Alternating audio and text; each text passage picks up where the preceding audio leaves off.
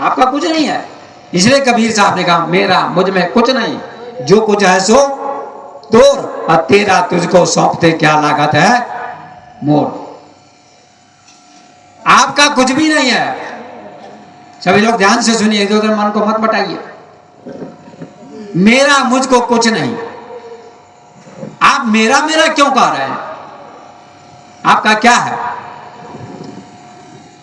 मेरा कह रहे हैं, मेरा, ये मेरा आपका नहीं, प्रकृति का सब कुछ है। शरीर भी प्रकृति का है।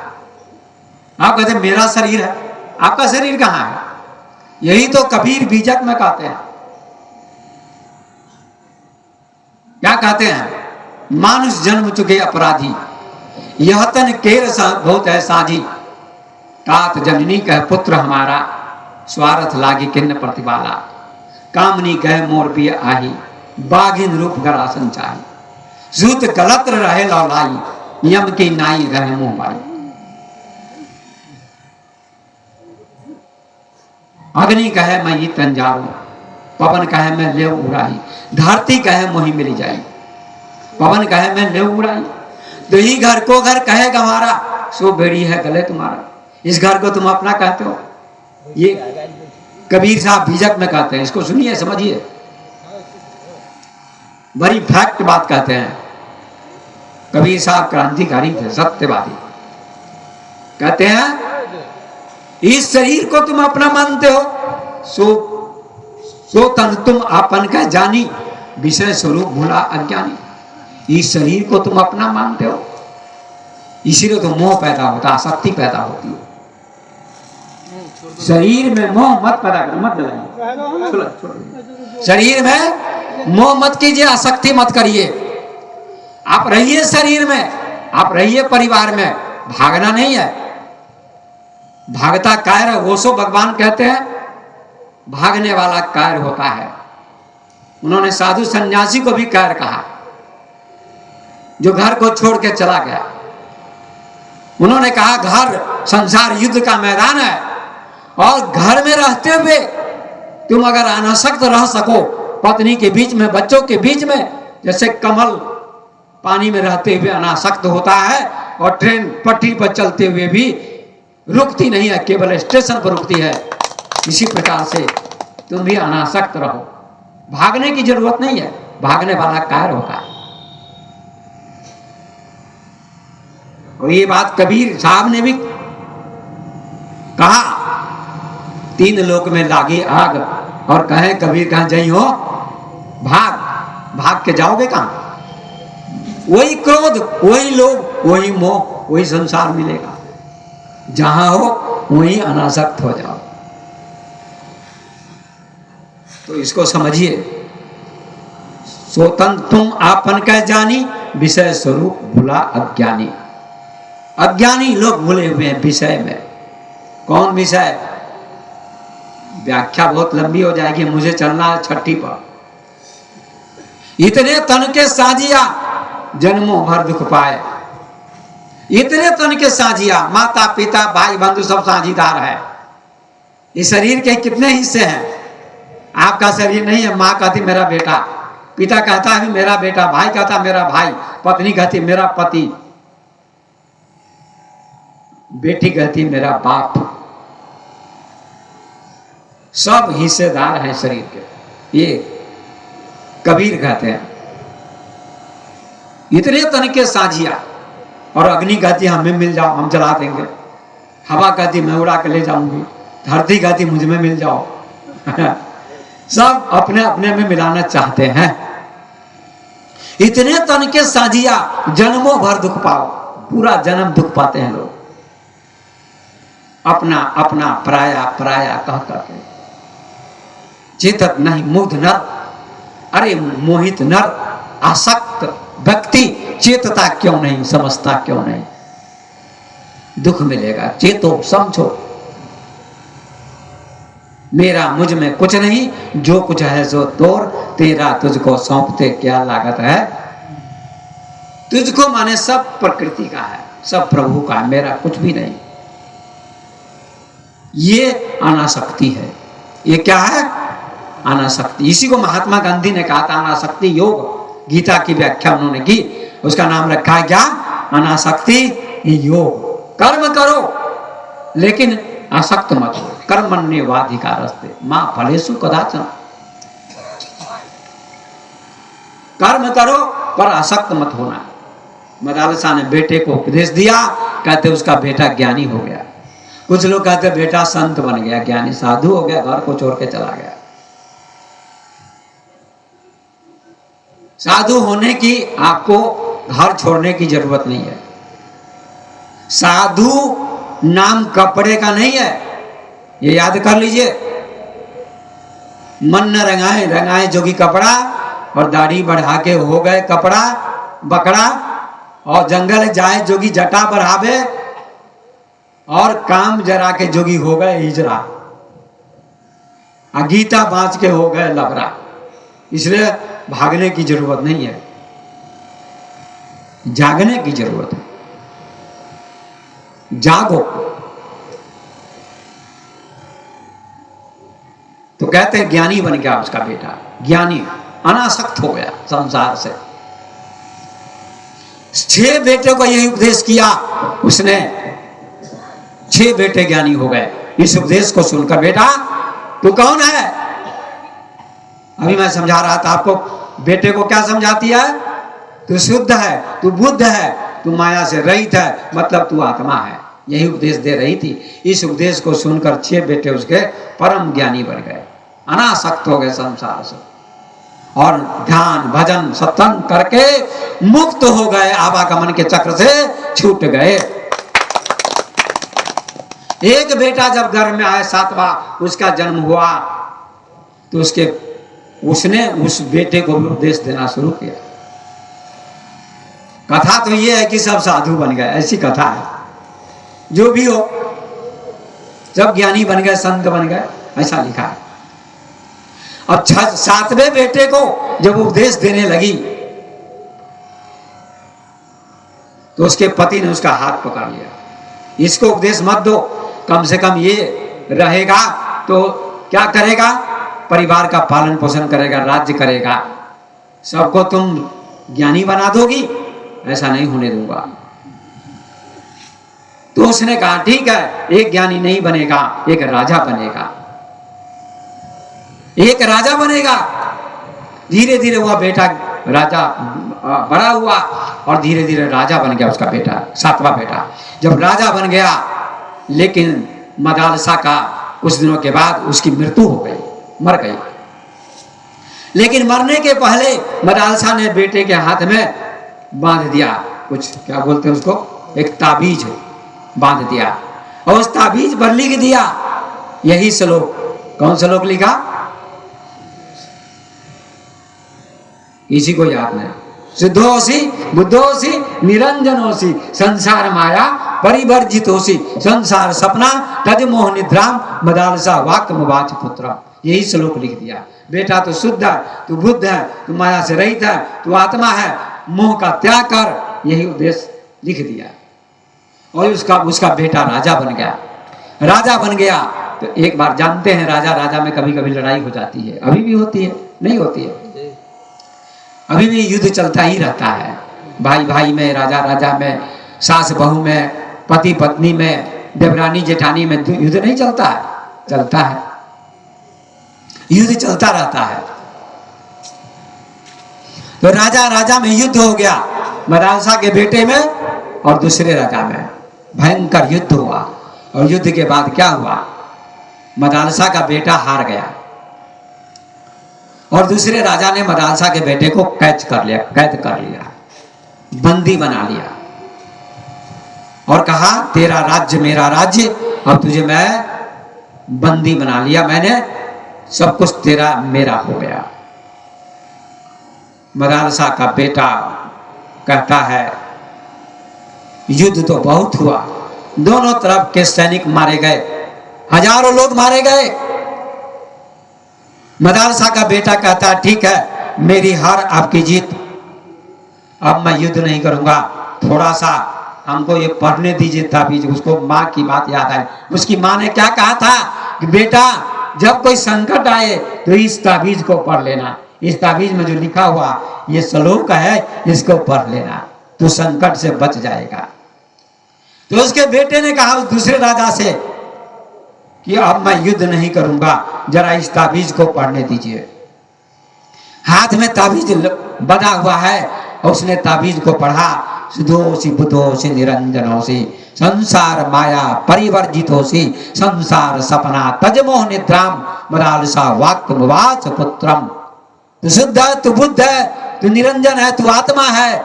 इस शरीर में मोह मत कर, राज्य में मोह मत कर, संसार में मोह मत कर, क्योंकि राज्य भी तुम्हारा नहीं है, ये जनता का है, समाज का है। ऐसा ज्ञान उसको हो गया और दूसरे राजा से कहा कि मैं अब युद्ध नहीं करूंगा, अब आप जो करना चाहे कर सकते हैं। दूसरे राजा को बड़ी खुशी हुई, प्रसन्नता। और दूसरे राजा ने कहा मदालसा के बेटे से, तुम्हारी माँ बहुत महान थी जिसने ऐसा उपदेश किया, तुम्हारी माँ को मैं प्रणाम करता हूँ। और उस दूसरे राजा ने मदालसा के बेटे को मुक्त कर दिया और कहा तुम्हारा राज्य मैं तुमको वापस करता हूँ और तुमको भी मैं मुक्त करता हूँ। ऐसा देखिए, एक वाक्य से मदालसा के साथ में बेटे को भी मुक्ति मिल गई। ये माँ का कर्तव्य होता है और पिता का कर्तव्य होता है। ये ऐसी माँ होनी चाहिए, ऐसी माँ। और आजकल तो माँ ये शिक्षा नहीं देती बेटे को।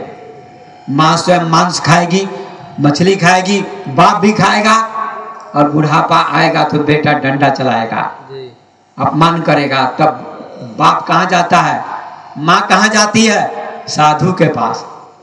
बाबा बेटा अपमान कर रहा है, बेटा अनादर कर रहा है।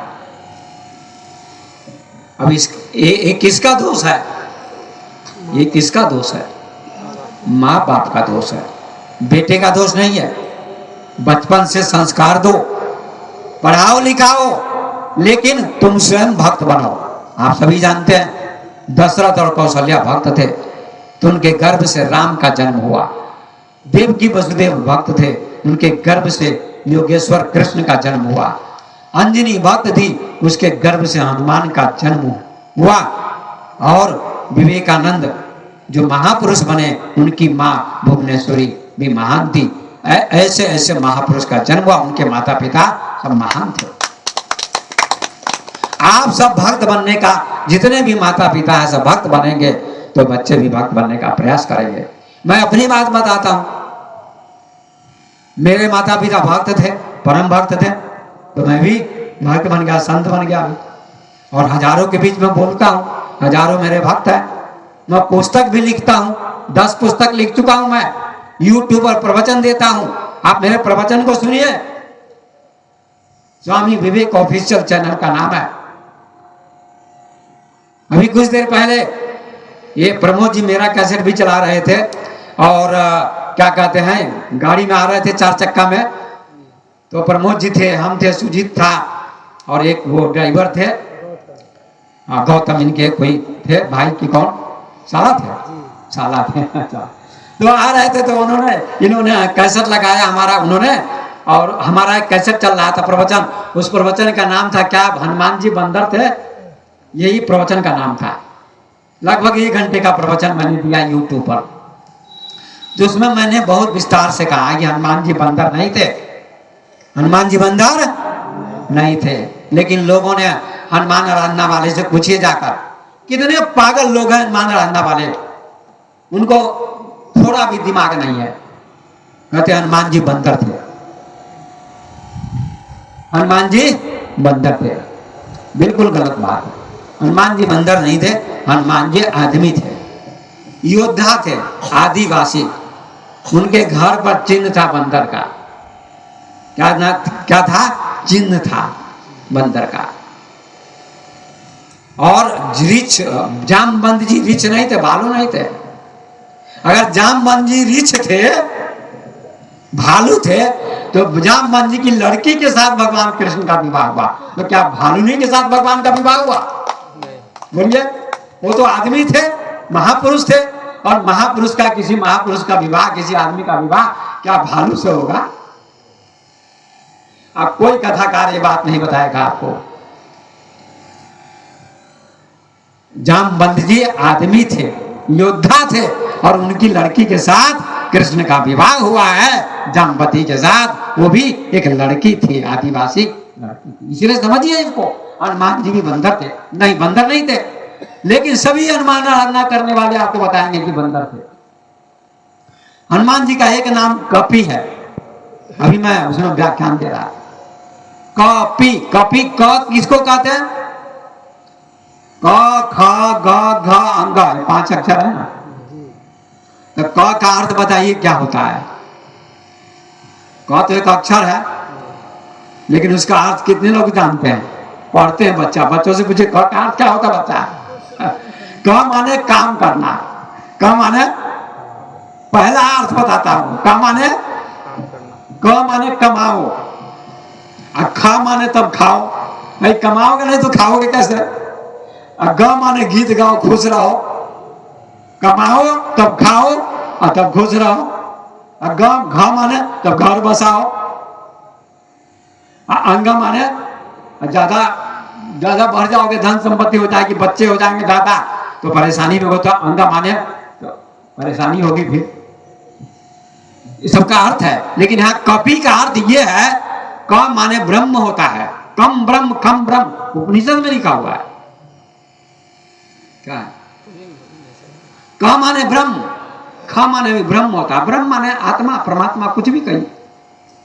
क माने ब्रह्म, माने ब्रह्म को, पी माने पी जाना, ब्रह्म को जो पी जाए, परमात्मा को जो पी जाए। पीने का मतलब क्या? परमात्मा को कौन पिएगा? परमात्मा की भक्ति में, परमात्मा की भक्ति में, गुरु की भक्ति में जो लीन हो जाए, जो डूब जाए, उसी का नाम है कपि। उसका नाम कपि है। क माने ब्रह्म, पी माने पी जाना, पीबती पीना, माने परमात्मा की भक्ति को पीना, सत्संग को जानना, डूब जाना, इसका नाम कपि है। तो परमात्मा की भक्ति, आत्मा ईश्वर की भक्ति, सत्संग कौन करता है? बंदर करता है कि आदमी करता है? बोलिए, सत्संग में कौन आता है? बंदर के आदमी? यहाँ एक बंदर आ जाएगा, सब इधर उधर भागने लगेंगे, किसी को काट लेगा, किसी को कुछ कुछ कर लेगा। तो हनुमान जी बंदर नहीं थे, क्या थे? बोलिए, जोर से बोलिए, क्या थे हनुमान जी? आदमी थे, मानव थे, योद्धा थे, और ज्ञानी भी लिखा तुलसीदास। ज्ञानी नाम अगर गण्यम, क्या ज्ञानी बंदर होता है? कोई बंदर ज्ञानी नहीं होता है। इसलिए ये सब भ्रम में नहीं रहिए, इसका अर्थ ज्ञानी से सुनिए। तो आइए चलते आगे। तो बच्चे का नाम अच्छा रखिए और बच्चे को अच्छा संस्कार दीजिए, और स्वयं भी, जैसे हमारे प्रमोद जी संस्कारी हैं, अब इनकी पत्नी भक्त है या नहीं है पता नहीं है, तो उनको भी भक्त होना चाहिए। माता पिता भक्त, माँ भक्त है, पिताजी शायद नहीं खाते पीते हैं, लेकिन कंठी वाला नहीं ले लिया है, नहीं लिया है। चलिए कोई बात नहीं, लेना चाहिए। तो पत्नी भी भक्त बन जाएगी तो अच्छा रहेगा, क्योंकि पति पत्नी दोनों को भक्त होना चाहिए। क्यों? जैसे शरीर में 2 हाथ, हमारे शरीर में 2 पैर है, 2 हाथ है, 2 कान है, 2 आंख है, ऐसे ही जीवन रूपी गाड़ी के 2 पहिया है। पति और पत्नी दोनों को भक्त बनना चाहिए, तब आपके गर्भ से संस्कारी बच्चे का जन्म होगा, किसी माँ के गर्भ से संस्कारी बच्चे का जन्म होगा, तब बच्चा आपका आदर करेगा, सम्मान करेगा, तब आपको आनंद आएगा। इसलिए आप अच्छे बच्चे को जन्म देने के लिए अच्छा स्वयं बनिए, नहीं तो बाद में बड़ा दुख उठाना पड़ेगा, बहुत दुख उठाना पड़ेगा। एक मैं कहानी बराबर कहता रहता हूं। एक अष्टावक्र का प्रसंग है कि अष्टावक्र मां के गर्भ में थे, तो अष्टावक्र के पिता उनको उपदेश करने लगे। कैसा उपदेश? ज्ञान का, भक्ति का, सत्संग का उपदेश करने लगे। क्यों? क्योंकि मेरी पत्नी के घर में जो बच्चा है ये संस्कारी बने, अच्छा बने। इसलिए पत्नी जब गर्भवती हो कोई महिला, तो राम की तस्वीर लटकाओ घर में, कृष्ण की, बुद्ध की, महावीर की, कबीर की, नानक की, मीरा की, सबरी की तस्वीर लटकाओ, हीरो की नहीं लगाओ, है ना। महापुरुष की तस्वीर लगाइए घर में, ताकि आपकी पत्नी गर्भवती है तो उन तस्वीरों को देखे और सब दिन बैठ के थोड़ा प्रणाम करें उन महापुरुषों की तस्वीर को कि हे महापुरुष, तस्वीर में तो महापुरुष नहीं है, लेकिन प्रेरणा मिलती है कि ऐसे महान पुत्र का जन्म हो मेरे गर्भ से और संसार में मेरे बेटे का नाम उजागर हो। ऐसा कहना चाहिए किसको? माँ को। तो उस माँ के गर्भ से अच्छे बच्चे का जन्म होगा। तुलसीदास ने लिखा, पुत्रवती जुबती जग सोई, रघुवर भगत जासु सुत होई, न तरुपाज भली बाती पियानी, राम विमुख विमुख सुत ते हित हानि। नहीं तो बच्चे अंडे खाएंगे। आजकल एक कहावत है ना, हम एक जगह जा रहे थे कथा सुना के प्रवचन, तो कुछ बच्चे मिल गए। बहुत पहले की बात है, 20 साल पहले की बात। 2-4 बच्चे खेल रहे थे रास्ते में, तो हम जा रहे थे, तो बच्चों ने कहा, बाबा जी नमस्ते, आलू टमाटर सस्ते। हमने कहा ये कहाँ से सीखा तुम लोगों ने, इधर आओ। अब चिमटा वाला बाबा रहता तो उसको डराता, अरे नालायक क्यों बोला तुम लोग, क्यों बोले। लेकिन मैंने बुलाया, कहा बच्चों ये कहाँ से सीख के आए हो, गुरुजी नमस्ते आलू टमाटर सस्ते। तो कहा बाबा मजाक करने का मन हुआ हम लोग आपसे, कहीं से सीख लिए हैं। तो हमने कहा बच्चों ऐसा नहीं बोलते, संत महात्मा को प्रणाम करना चाहिए, माता पिता को प्रणाम करना चाहिए। तुम प्रणाम करोगे किसी संत को, ज्ञानी को, अच्छे लोगों को, तो तुमको आशीर्वाद मिलेगा और तुम्हारी बुद्धि का विकास होगा और तुम्हारा संस्कार जगेगा। इसलिए किसी को मजाक नहीं करना किसी का बेटा, नहीं तो अच्छा नहीं होगा, संस्कारी नहीं करोगे।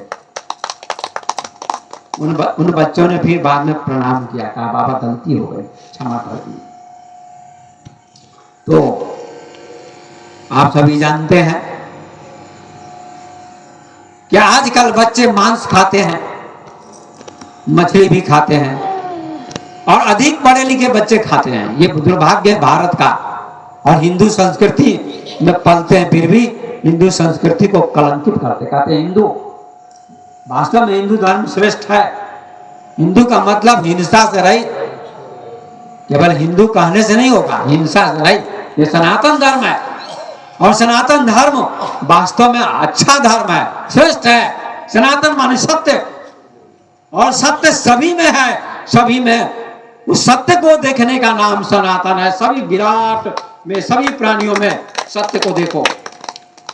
सर्वे भवन्तु सुखिनः सर्वे सन्तु निरामयाः। सब में उस विराट को देखो, चेतना को देखो। यहां तक कि पेड़ पौधों परमात्मा में, सबको परमात्मा में देखो।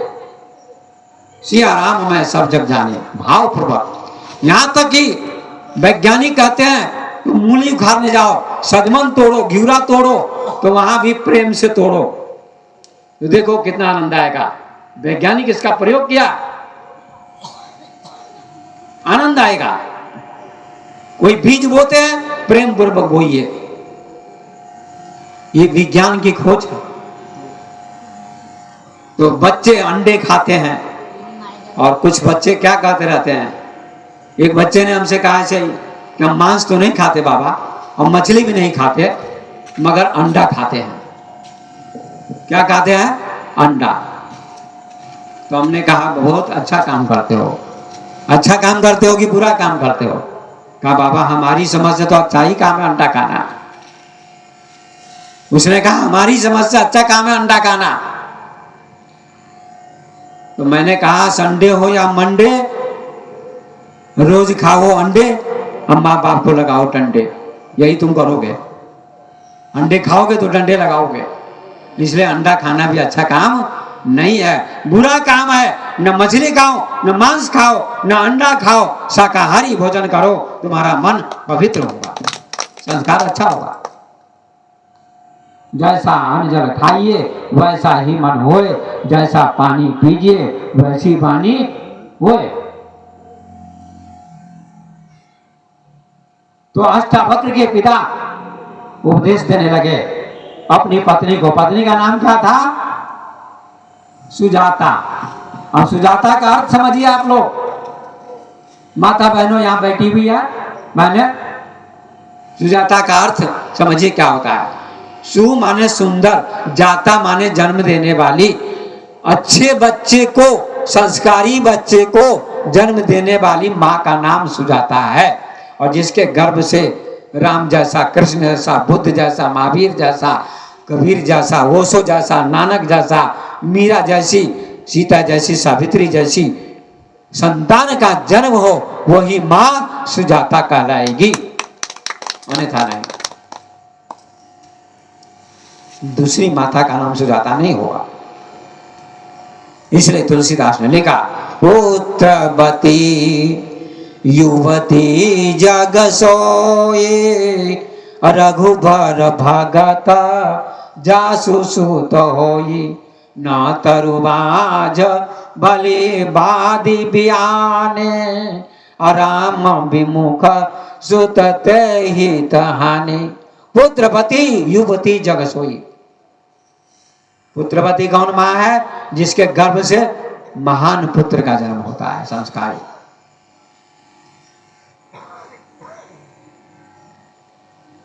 रघुवर भगत जासु सुत होई, जिसका बेटा भगवान का भक्त हो, गुरु का भक्त हो। न तरुबाज भली बाती ब्यानी, यदि किसी माँ के गर्भ से अच्छा बेटा नहीं जन्म लिया, अच्छी बेटी का जन्म नहीं हुआ, तो समझो माँ ब्याती, जन्म नहीं देती है, ब्याती है। ये तुलसीदास जी कटाक्ष करते, व्यंग करते हैं। और किसी माँ को कहते कोई कि इस महिला ने, इस नारी ने जन्म नहीं दिया बेटे को, ये ब्याही है, तो इसको बहुत बुरा लगेगा। लगेगा कि नहीं लगेगा? पशु पक्षी है ना, पशु क्या है? गाय ब्याती है। लोग क्या कहते? गाय ब्याती है, बकरी ब्याती है, भैंस ब्याती है, यही नहीं कहते लोग। यहाँ तुलसीदास जी कहते हैं कि जिस माँ के गर्भ से अच्छे बच्चे का जन्म न हुआ, तो समझो माँ ने बच्चे को जन्म नहीं दिया, वह ब्याही है। एक व्यंग किया है, कटाक्ष किया है। ये मेरा शब्द नहीं, तुलसीदास का शब्द है। कबीर साहब कहते, जननी जन है तो तीन जना, कह दाता कह सूर, नहीं तो जननी बाजी रहे काहे गवावे नूर। जननी जने तो तीन जना, कह दाता कह सूर। या तो दाता हो, या तो योद्धा हो, या तो संत महात्मा ज्ञानी हो। ऐसे तीन को जन्म देना चाहिए, तीन प्रकार के बच्चों को, तो मां धन्य है। जननी जने तो तीन जना, कह दाता कह सूर, नहीं तो जननी बाजी रहे काहे गवावे नूर। नहीं तो मां बाज रहे तो अच्छा। या तो योद्धा हो, योद्धा का मतलब किसी को जबरदस्ती मारना नहीं। भाई आप अच्छे काम में लगते हैं, खेती करते, वो भी योद्धा का काम है। युद्ध कर रहे हैं, इंद्रियों से युद्ध करिए। कभी कभी आप मन से युद्ध कीजिए, आप भी योद्धा बन गए। सबसे बड़ा योद्धा तो वो है, दूसरे को मारने वाला योद्धा नहीं बड़ा, बल्कि अपने मन को जीतने वाला सबसे बड़ा योद्धा है। इसलिए शंकराचार्य ने कहा, गीतम जगत के न मनो ही ना। इस संसार को किसने जीता? जिसने मन को जीता। और कबीर साहब ने कहा कि मन के हारे हार है, मन के जीते जीत, पार ब्रह्म को पाइए मन ही के प्रतीत। मन के हारे हार है, मन के जीते जीत। तो मन को जीतिए। मन को जीतने वाला सबसे बड़ा क्या है? बोलिए। योद्धा। इसलिए किसी ने कहा मन बड़ा चंचल है। कृष्ण भगवान से अर्जुन ने पूछा, हे प्रभु, ये मन बड़ा चंचल है, इस मन को वश में कैसे किया जाए? ये प्रश्न किया 6ठे अध्याय में। चंचलमी मना कृष्ण परमार्थी बलभद्रहम तस्याहम मन्ने निग्रह मन्ने वायु दुष्करम। जैसे आंधी तूफान आता है तो उसको रोकना बड़ा कठिन है। आंधी तूफान को कोई रोक पाएगा? नहीं।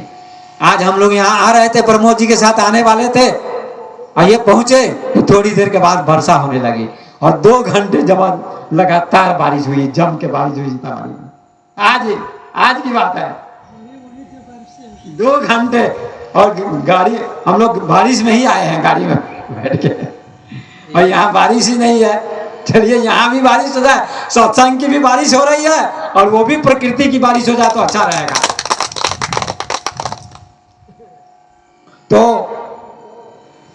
मन को जीतने वाला सबसे बड़ा योद्धा कृष्ण का, भगवान कहते हैं अर्जुन तुमने सही कहा, मन को जीतना बड़ा कठिन है लेकिन मन को जीता जाता है। अभ्यासेन तु कौन्तेय वैराग्येन च गृह्यते। अर्जुन मन अभ्यास और वैराग्य से जीत लिया जाता है। प्रत्येक दिन अभ्यास करो। कैसा अभ्यास? भोजन बनाने का अभ्यास माता करती है, पढ़ाने का अभ्यास शिक्षक करते हैं, या पढ़ने का अभ्यास विद्यार्थी करते हैं, करते कि नहीं? विद्वान बन जाते हैं। और खेती करने का अभ्यास किसान करता है, ट्रेंड हो जाता है, नहीं हो जाता है। हम लोग प्रवचन देने का अभ्यास दिए हुए हैं तो अब लगातार देते हैं, कोई हिचक नहीं, किसी विषय पर बोलते घंटों घंटों। अभ्यास करिए, करत करत अभ्यास के जरमति हो तो सुजान, और असरी आवत जात थे सिर पर परत निशान। भगवान कृष्ण कहते हैं अर्जुन अभ्यास पहला उपाय है मन को बस करने का। पहले के जमाने में आप लोगों ने देखा होगा इंडा होता था, इंडा होता था ना, इंडा मतलब कुआं, हिंदी में कुआं बोलते हैं। उस पत्थर होता था, घेरा पत्थर का, उस पर रस्सी से पानी खींचा जाता था। तो धीरे धीरे अभ्यास करते करते पत्थर कट जाता था रस्सी से। सोचिए पत्थर कठोर होता है और रस्सी मुलायम होती है, मुलायम रस्सी से धीरे धीरे धीरे पत्थर कट जाता था। इसी प्रकार से अभ्यास करने के बाद बराबर आप सत्संग करेंगे, ध्यान करेंगे, योग करेंगे, भक्ति करेंगे तो आपका मन आपके बस में हो जाएगा। यह अभ्यास और वैराग्य होना चाहिए आपके मन में। वैराग्य करो, अभ्यास और वैराग्य करिए, आसक्ति मत करिए। ये दो उपाय हैं कृष्ण भगवान कहते हैं। इसलिए गाया है किसी ने, ये मन बड़ा चंचल है कैसे तेरा भजन करूं। ये मन बड़ा चंचल है कैसे तेरा भजन करूं। इसे जितना समझाऊं उतना ही मचल जाए। ये मन बड़ा चंचल है कैसे तेरा भजन करूं। इसे जितना समझाऊं उतना ही मचल जाए। सतगुरु तेरे चरणों की अगर धूल जो मिल जाए। सच कहता हूँ गुरुवर तकदीर बदल जाए। ये मन बड़ा चंचल है, इसे कैसे समझाऊं। इसे जितना समझाऊं उतना ही मचल जाए। पानी की तरह मन चंचल है, हवा की तरह मन चंचल है। अगर पानी को, नदी के पानी को ऊपर की ओर ले जाना हो तो क्या करना पड़ेगा? आपको बांध बांधना पड़ेगा, तब पानी नहर के माध्यम से खेत में जाएगा और सिंचाई होगी। इसी प्रकार से मन रूपी पानी को ध्यान, भजन, भक्ति, सत्संग के द्वारा आत्मा की तरफ, सत्य की तरफ आप ले जाएंगे तो आपका मन ऊपर उठने लगेगा और मन आपका शांत हो जाएगा। इसलिए मन को जीतने वाला सबसे बड़ा योद्धा है। तो अष्टावक्र के पिताजी समझाते हैं, कहते गोद में गर्भ में जो बेटा था, देखिए मन ही सबसे बड़ा सबका कारण है, उपाधि का कारण, व्याधि का कारण। अब थोड़ी देर और समझाएंगे फिर विराम देंगे। कितना टाइम हो गया? 10 बज गया, 10:15 तक है ना, लगभग 10-20 तक, 10-15 मिनट 20 मिनट और सुधारते हैं, उसके बाद विराम। बोलिए सतगुरुदेव भगवान की, अब जोर से बोले सतगुरुदेव भगवान की। देखिए जयकारा बहुत प्रेम से बोलना चाहिए। लड़ने के लिए लोग बहुत जोर से लड़ते हैं। पति पत्नी में लड़ाई होती है, सास बहू में लड़ाई होती है, उसमें आवाज कहां से जोर से आ जाती है? एनर्जी जग जाती है, ऊर्जा। अरे सोई हुई ऊर्जा को जगाइए। आप सबके अंदर वही ऊर्जा है आप लोगों ने सुना होगा कि हनुमान जी चुप्पी साधे बैठे थे लंका जाने के लिए, और जामवंत जी ने कहा, हनुमान तुम में बहुत शक्ति है, राम काज लगी तब अवतारा, सुनते हूं भयो पर्वता तारा। राम के काम के लिए तुम्हारा अवतार हुआ है हनुमान, तुम चुप्पी क्यों साधे बैठे हो? कहते हनुमान जी की शक्ति जग गई और हनुमान जी ने सिंह गर्जना की और लंका को लांग गए और सीता जी के पास पहुंच गए और सीता जी का पता लगा लिया।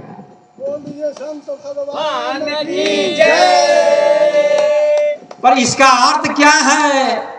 कथाकार आएंगे, हनुमान आराधना कराने वाले कहेंगे जामवंत जी ने हनुमान जी को जगा दिया। हनुमान जी लंका चले गए, समुद्र को पार करके, 400 कोस का समुद्र था, इतना लंबा, और उस समुद्र को लांग कर हनुमान जी कैसे चले गए लंका में अशोक वाटिका में। इससे आगे हम सुनते रहते हैं हनुमान आराधना, बराबर हमारे आश्रम के बगल में भी होता है, चाहे गांव गांव में जाते सुनते रहते हैं, यही अर्थ करेंगे, रोज वही उतनी बात बोलेंगे, इससे ज्यादा उनको नहीं आता है। पर इसका अर्थ सुनिए आप लोग, हनुमान को किसने जगाया? जामवंत जी ने, सोई हुई शक्ति को जगाया।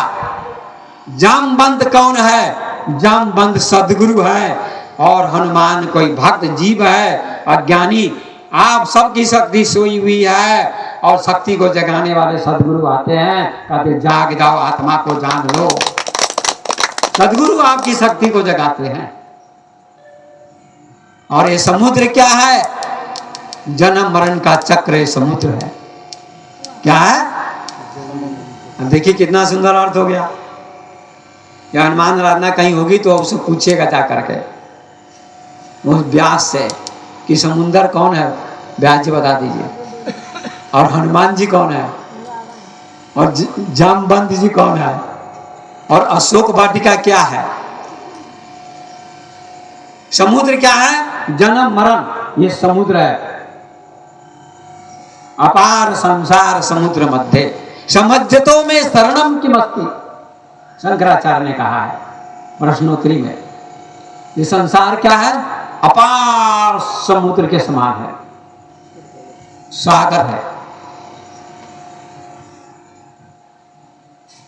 कबीर साहब ने भी इसका उदाहरण दिया बीजक में, सुनिएगा क्या कहते हैं।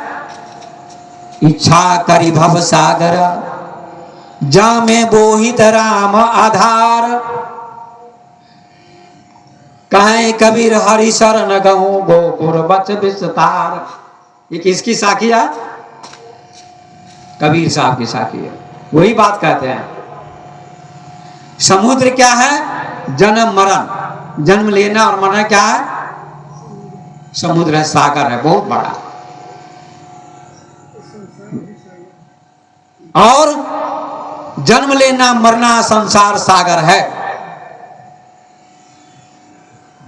और इससे पार होने के लिए कोई जामवंत जैसा सदगुरु चाहिए। जो भक्त लोग हैं उनकी शक्ति को जगाने वाले सदगुरु होते हैं, तो आपकी सोई हुई शक्ति को जगा देते हैं। और अब जब जाग जाते हैं, आत्मा को जान लेते हैं अपने को, तो जन्म मरण के समुद्र को आप पार कर जाते हैं और सीता रूपी, शांति रूपी सीता के पास पहुंच जाते हैं। तो शांति मिलती है, शांति ही सीता है। अब बताइए कितना सुंदर अर्थ हो गया। अशोक वाटिका, अशोक माने जहां शोक ना हो, काम क्रोध लोभ मोह शोक मोह ममता जहां ना हो, उसका नाम अशोक है। उसका नाम क्या है? अभी आप लोग अशोक के नीचे बैठे हुए हैं। सत्संग भी अशोक है, अशोक वृक्ष है। सदगुरु की वाणी सत्संग अशोक वृक्ष है, जहां बैठे हुए हैं। यहाँ शोक आपको नहीं व्यापेगा 2 घंटे के लिए, कम से कम यहाँ शोक नहीं व्यापेगा। इसका नाम अशोक वृक्ष है। उसी को कबीर साहब कहते हैं, सदगुरु कबीर। इच्छा करी भव सागर, इच्छा ही भव सागर है। हमारी आपकी जो इच्छा है, अनंत इच्छा है। हाँ, इच्छा भी 2 प्रकार की होती है, भक्ति की इच्छा, सत्संग की इच्छा, है ना, और एक इच्छा है डकैती करने की इच्छा, चोरी करने की इच्छा, वो भी इच्छा है। मांस खाने की इच्छा, शराब पीने की इच्छा, गाली देने की इच्छा, ये भी तो इच्छा है, लेकिन वो इच्छा बंधन कारक है। क्या है? बंधन में डालेगी, नीचे की ओर जाएंगे आप, पतन की ओर। लेकिन एक इच्छा है सत्य की ओर। जैसे सीढ़ी, ये जो सीढ़ी ब्रह्मोस जी के यहाँ, जैसे किसी मकान में ये सीढ़ी ऊपर आने के लिए भी है, नीचे जाने के लिए भी है कि नहीं है? आप नीचे जा रहे हैं आपकी मर्जी, ऊपर आ रहे हैं आपकी मर्जी। ऐसे ही एक इच्छा ऊपर की ओर ले जाएगी, सत्य की ओर, आत्मा की ओर, परमात्मा की ओर, धर्म की ओर। एक इच्छा नीचे की ओर ले जाएगी, पाप की ओर। तो आपको कौन इच्छा चुनना है, ये आपके ऊपर निर्भर है ना? कौन इच्छा चुनना है आपको? भक्ति की इच्छा, प्रेम, धर्म, सत्संग की इच्छा, ये चुनना है। इच्छा करी भवसागर, गलत इच्छा के कारण आप भवसागर में चले जाते हैं, जन्म लेते हैं और मरते हैं। जा में वोहित राम आधार, वोहित माने होता है जहाज, नाव। राम का आधार यही नाव है। राम माने आत्मा, राम माने परमात्मा, राम माने सत्य। ये क्या है? या गुरु की वाणी, गुरु का शब्द। ये क्या है? नाव है, जहाज है। इसमें तुम बैठ जाओ तो सागर के दूसरे तट पर पहुंच जाओगे और जन्म मरण के चक्र से छूट जाओगे। कहे कबीर हरि शरण गहूं, हरि माने विष्णु और हरि माने गुरु। यहाँ गुरु से अर्थ है। यहाँ किससे अर्थ है? कबीर साहब का अर्थ उस विष्णु से नहीं है, कबीर साहब का अर्थ इस विष्णु से, गुरु रूपी विष्णु से। विष्णु को भी हरि कहते हैं। क्या कहते हैं? हरि, हरि हर, हरि हर, विधि हरिहर, तीन शब्द है। विधि माने ब्रह्मा, हरि माने विष्णु, हर माने महादेव। जय हो प्रभु।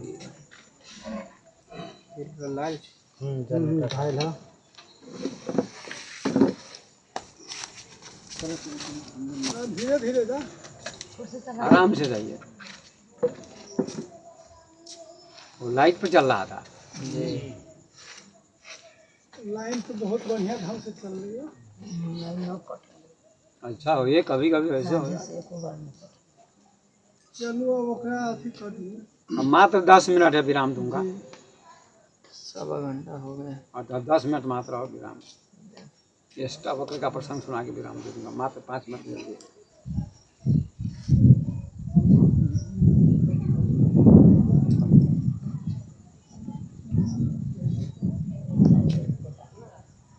जनरेटर है जी हाँ, सेट कर ले। सब रहले कहले दिल्ली में काल्हे सब अपना सेट कर ले। अच्छा।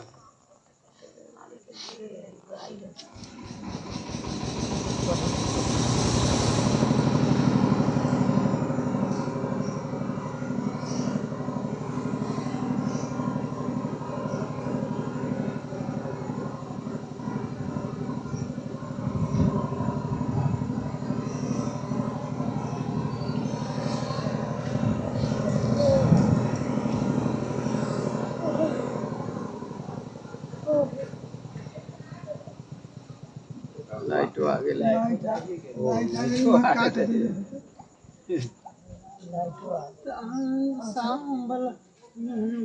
हाँ, यहाँ बंद कर देंगे। ना दोपहर में ना बनी, 3 बजे से 4 बजे। दोपहर में ना हुआ है, हम लोग वहाँ पर थे सीतामढ़ी में। हाँ हाँ हाँ हाँ, वहीं थे सीतामढ़ी में। 10 मिनट का से वो में भेले है।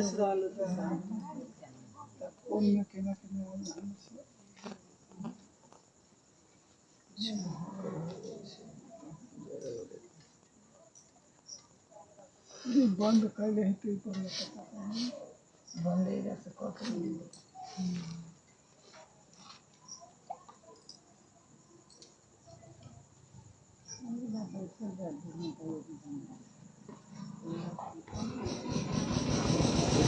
चला गया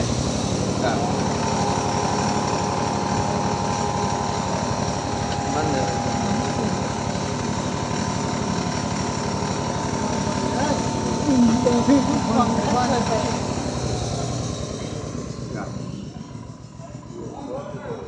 क्या हुआ?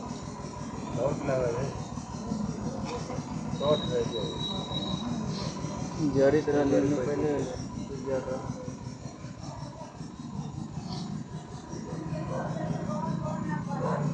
लाइट आ गया जरी देखी तो छोट लगा अरे शॉर्ट कर छो तो कहीं तार हो तार जरी है यहाँ आ लहले लाइट कैसे घर में जल रहा है घर में मशीनी काम ऐसे ही करवा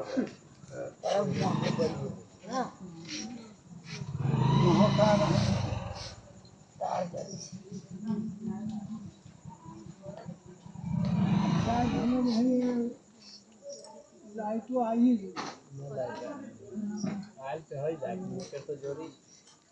धुआं धुआं हो माइक के फैलो की आवाज फिर कह रहा जो नेचर चालू कर ये तार दर्द रे ये लाइट आई थी तो कला जब नेचर चालू कर वो शॉट मारी छो हो सुनने से वो शॉट मारी छो एगो तार जल गेल तार में गन से देख रही ना जरूरत बजरी तार मौके के ऊपर या जनरेटर चालू कर धुआं धुआं हो गया घरे मौके के तार ऊपर अभी तो ये अथी सब जनरेटर में लाइट छीते नहीं ये में अथी में मीटर में ऊपर वो शॉट मारी छो तार कहीं जड़ी छी तार लाइट अभी फिर सकती है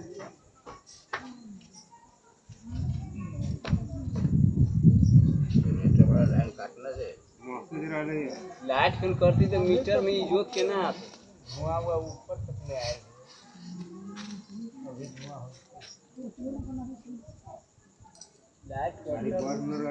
सदगुरुदेव की। तो मैं आप सबको बोल रहा था, कह रहा था, कहें कबीर हरि शरण कहूँ गोखुर बच विस्तार। मतलब दो प्रकार की इच्छा, एक बुरी इच्छा, एक शुभ इच्छा, एक अशुभ इच्छा।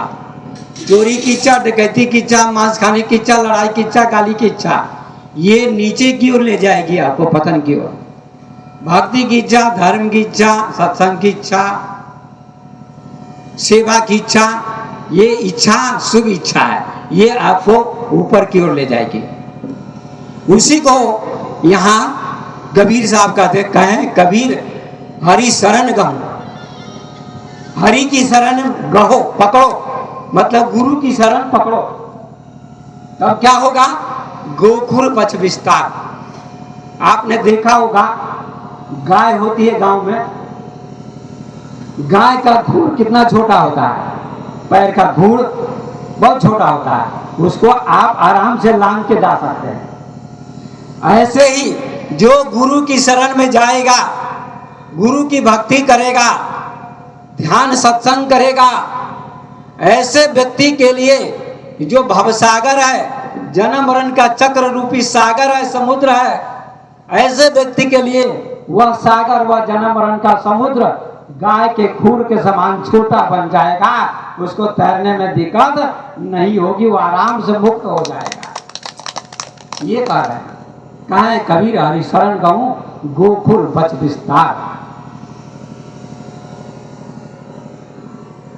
तो अष्टावक्र के पिता पत्नी को पेश करते हैं, कहते गर्भ से ही आवाज आती है कि आपसे गलती हो गई। अब तो एक कथा है समझने के लिए, कोई गर्भ से बोलता नहीं है, लेकिन समझने के लिए प्रसंग है। वैसे तो कबीर साहब कहते हैं पेट से कोई वेद पढ़ के नहीं आता, बात सही है, पेटे काहू ने वेद पढ़ाया, पर संस्कार पढ़ता है।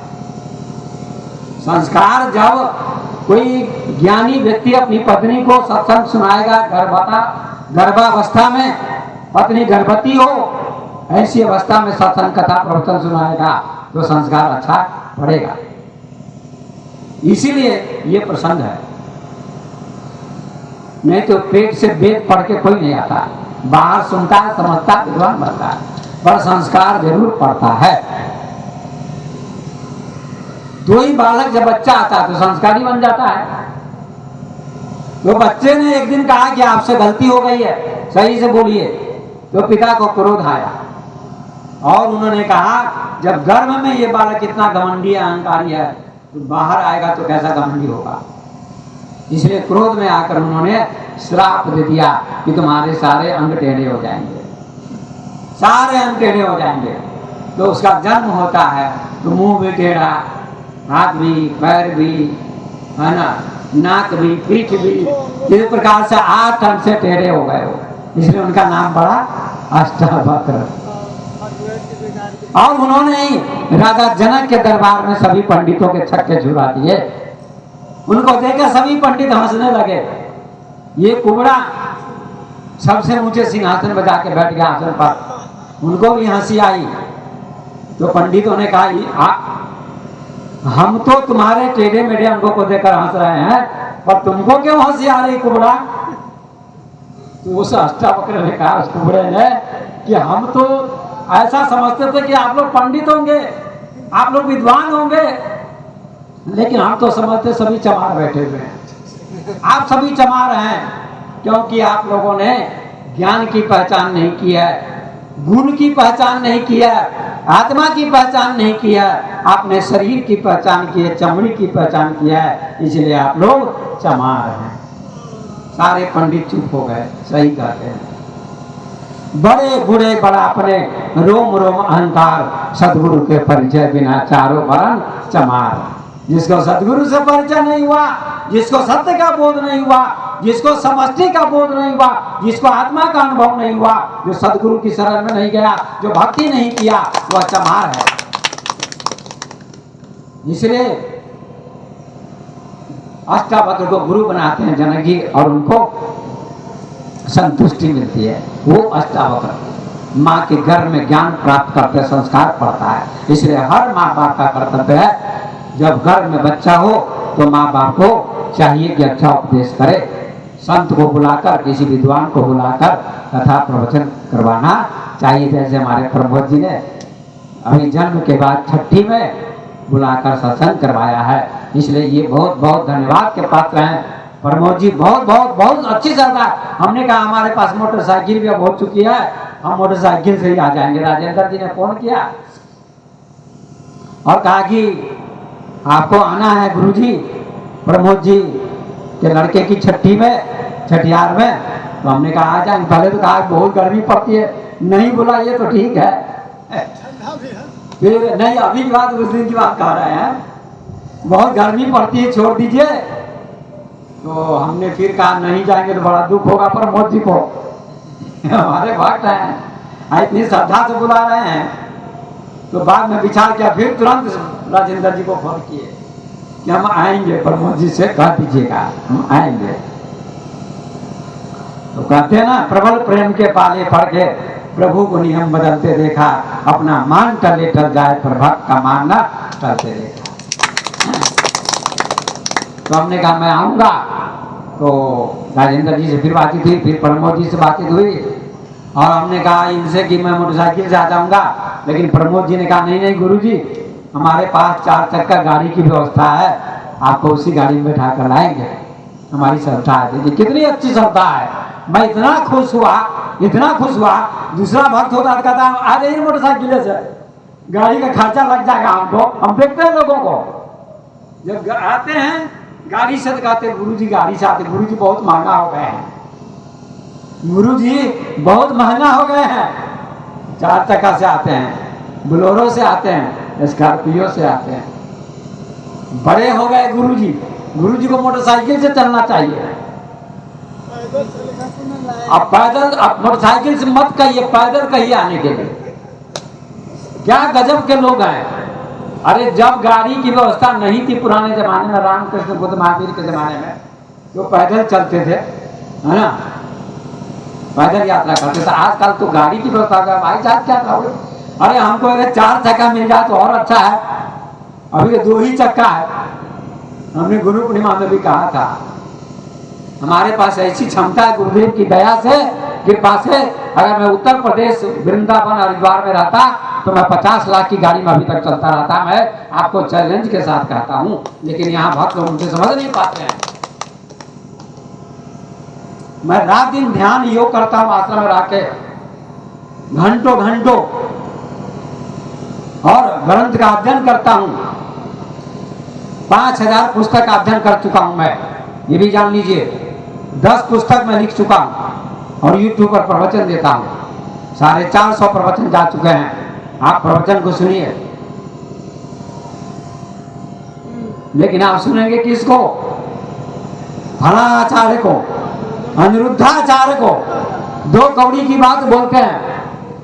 कुछ कुछ अच्छी बात भी बोलते थे कभी कभी, लेकिन ब्राह्मण बात करते हैं। स्वयं ब्राह्मण है तो ब्राह्मण क्या कह रहे थे एक दिन कि संन्यास लेने का अधिकार केवल ब्राह्मण को। कितना बड़ा गलत बोल रहा था।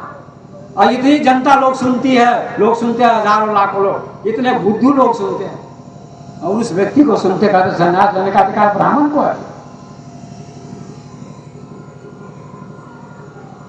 भक्ति करने का अधिकार, सत्संग करने का अधिकार और संन्यास लेने का अधिकार सभी लोगों का है। जिसके पास भक्ति होगी वो हर व्यक्ति संन्यास ले सकता, भक्ति कर सकता है। ये कितनी मूर्खता की बात है, फिर भी कोई प्रश्न करने वाला नहीं वहां। हम लोगों जैसे लोग से भेंट होगी तब ना पता चलेगा। छठी का दूध याद हो जाएगा, बड़े बड़े आचार्य की बोलती बंद हो जाएगी। इसलिए प्रमोद जी धन्यवाद के पात्र हैं। इन्होंने गाड़ी में बिठा के लाया और सत्संग हुआ और आनंद आया। आप सबको, हमें भी प्रसन्नता हो रही है, अच्छा लगा प्रमोद जी की श्रद्धा को देखकर। ऐसी श्रद्धा सब व्यक्ति की होनी चाहिए, सब भक्त की होनी चाहिए कि गुरु जी जब भी आपके घर में बच्चे का जन्म हो और बेटी बेटे का जन्म हो तो हनुमान आराधना न करा के गुरुदेव को बुलाना चाहिए, ताकि आपको ज्ञान प्राप्त हो सके। हनुमान आराधना कराने से क्या ज्ञान मिलेगा? आपको कोई ज्ञान नहीं मिलेगा, क्योंकि हनुमान आराधना वाला खुद खैनी खाता है, खुद गलत होता है, उसको कुछ ज्ञान नहीं होता, कोई शिक्षा नहीं मिलती है। मांस मछली भी खाने वाले होते हैं हनुमान आराधना वाले, क्या शिक्षा मिलेगी आपको? क्या हनुमान जी खैनी खाते थे? क्या हनुमान जी मांस खाते थे? ऐसे ऐसे नालायक लोग हैं जो मछली मांस खाते और हनुमान आराधना खाते हैं। धिक्कार है लोगों, ऐसे लोगों को। इसलिए मैं आप लोगों से निवेदन करता हूं कि प्रमोद जी लाखों लाखों करोड़ों करोड़ों धन्यवाद के पात्र हैं। ऐसे हर भक्त का कर्तव्य है आप लोगों को कि बेटे बेटी के जन्म के अवसर पर, छठी के अवसर पर गुरुदेव को बुलाइए, साधु संत महापुरुष को बुलाइए और सत्संग करवाइए कि आपका बच्चा संस्कारी हो, आपके घर का संस्कार अच्छा हो और आपका जीवन अच्छा हो, सफल हो, अच्छा होगा। इन्हीं शब्दों के साथ अपनी वाणी को मैं विराम देता हूँ। सर्वे भवन्तु सुखिनः, सर्वे सन्तु निरामया, सर्वे